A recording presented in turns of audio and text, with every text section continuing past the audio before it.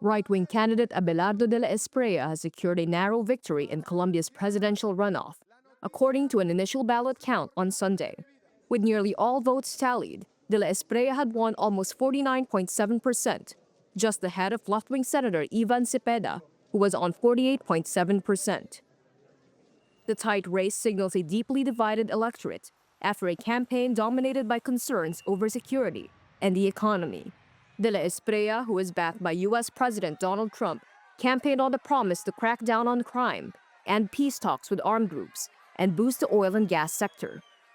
He has blamed outgoing leftist President Gustavo Petro for rising insecurity and economic strains. Despite pledging major cuts to the size of the state, he says popular social measures, including a higher minimum wage, will remain. Speaking to supporters in the northern city of Barranquilla, De La Espriella vowed to overcome division. I will govern for all Colombians. Para todos los colombianos. For those who voted for me, Por mí. and for those who chose another candidate.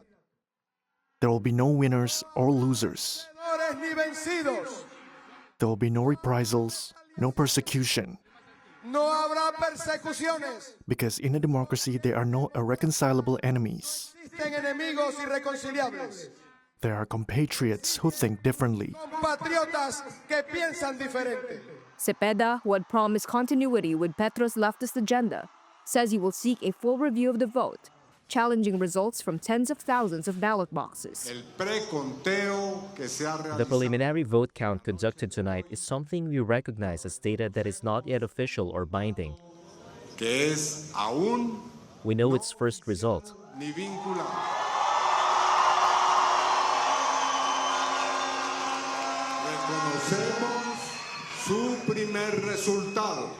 But immediately afterward, we must report that our group of witnesses,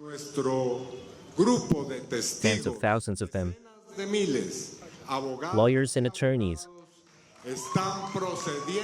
are proceeding to challenge 33,000 polling stations across the country.